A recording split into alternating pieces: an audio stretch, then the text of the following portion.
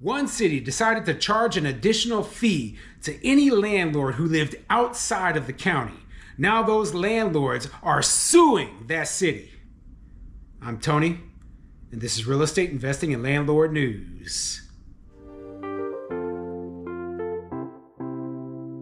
All right, so I have an interesting article for you today, and it's coming out of a city that is near the city of Cleveland, Ohio. Okay, so it's called Cleveland Heights, right? And they decided what they wanted to do was they wanted to charge landlords who lived outside of the county, Cuyahoga County up in Ohio, an additional $100 registration fee for all of their rental units. Now, if you own one rental house, that might not be a problem, but there are some people who live outside the county who own hundreds of units within this city, okay? So these people are paying a ton of extra money for registering their properties every single year, and it's not fair. It's not fair, and the landlords are saying, hey, guess what? This is not just not fair, it's unconstitutional.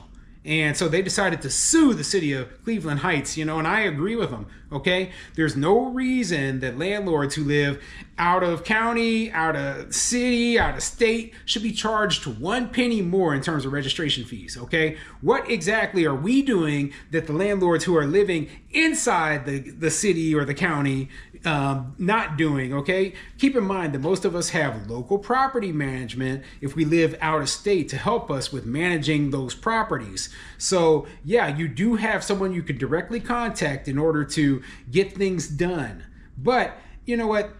A lot of the times they tend to blame out-of-state landlords for properties being in bad shape, for bringing blight and crime to the area, and I just don't see it, okay? I don't see it because all large apartment buildings are usually owned by out-of-state people, okay? They're usually not owned. If they are owned by somebody in-state, it's still a pretty large company. It's not like the mom and pop landlord is part of this, coming down and managing the property themselves.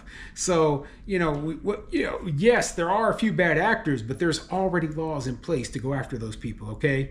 There's already laws in place. And what are you doing with this additional money other than just lining your pockets with the with the money from these landlords, okay? And it's wrong.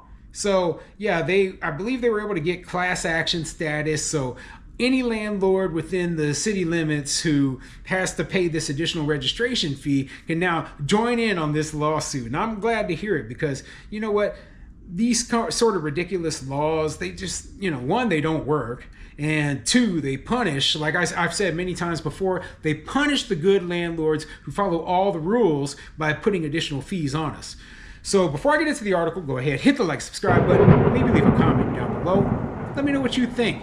So do you believe out-of-state landlords are contributing to crime and blight and, just the how rundown cities are?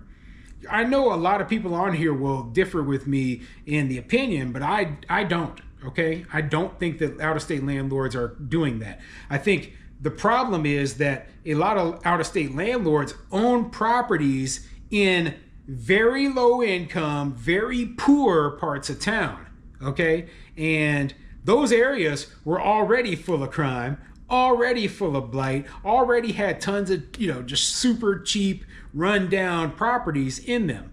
And whether there was an out-of-state landlord, an in-state landlord, or a homeowner themselves living in these places, they were still going to be in just as bad shape. That's my personal opinion, okay?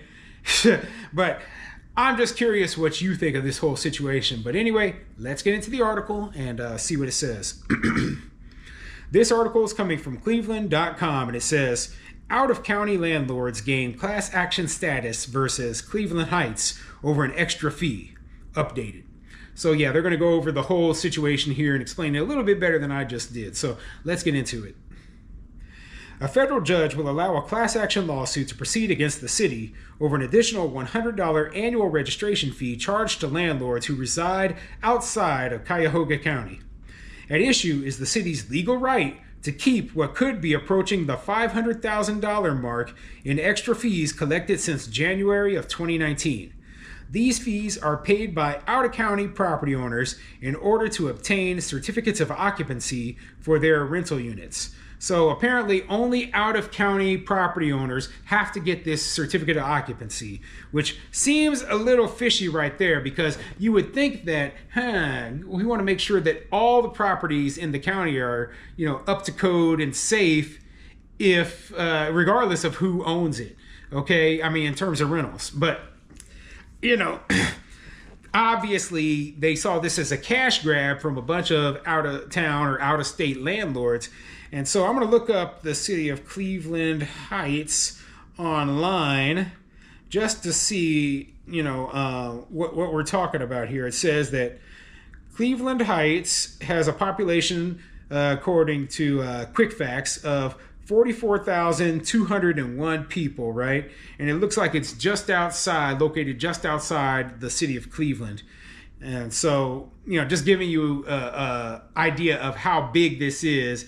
And, it's not just a little town of like 1,000 or 2,000 people. So 44,000 people, that's a relatively mid-sized town right there, okay, in a large metropolitan area. So, obviously Cleveland is known to be a metropolitan area that is on the decline, and a pretty rough place to be on top of that. So you can imagine on your own, exactly what the properties are like in this town. I imagine there are a bunch of properties that are run down, etc. Now, for a while I looked at investing in the city of Cleveland with a guy, his name is James Wise, right? And I'm still on his mailing list. I still look at the properties up there, but I'm kind of wary of investing there because, just there's so much decline going on in the area, and, the population decline, that I don't know how good of a long-term investment it would be. I think it would be a great cash flow investment, but not necessarily where I want to be holding houses long-term, in terms of I make a ton of money off of appreciation when I own properties here in Omaha, and I don't see that same appreciation up in Cleveland. So anyway, let me continue with this story. The nonprofit 1851 Center for Constitutional Law filed a lawsuit in U.S. District Court in January of 2023 on behalf of Soul Houses LLC, based in Richfield, Summit County. Soul Houses owns 19 homes, 2 of those duplexes, for a total of 21 units in Cleveland Heights. Its affiliates also are listed as plaintiffs. In an April 11th ruling, U.S. District Court Judge J. Philip Calabrese granted legal representation for more than 1,000 other residential rental property owners outside the county who have paid the disputed fee in recent years. So the person who filed this lawsuit, they're in a place called Summit County. I'm going to look that up real quick just to get an idea a little bit better for this video of what we're talking about here, right? And so it looks like Summit County is where Akron, Ohio is, right?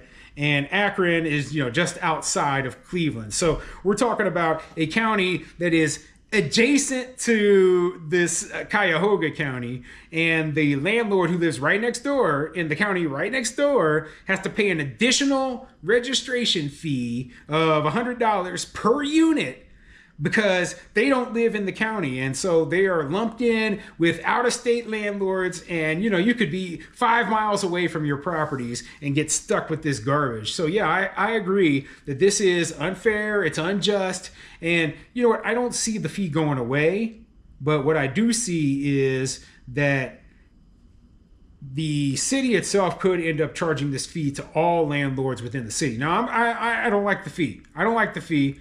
I don't like the certificate occupancy nonsense. I think it's a joke. I think it's garbage, etc. But, I would rather all landlords pay it than just, attacking out of town or out of state landlords. Okay. So yeah, this is a interesting lawsuit they got there. I hope they win. I hope that the best case scenario would be that the city completely throws the registration fee or the certificate occupancy fee out and no landlord has to pay it. But I think it's going to go the opposite way if they lose this lawsuit. So yeah, I'll put a link to this article in the description down below. Let me know what you think of this whole situation.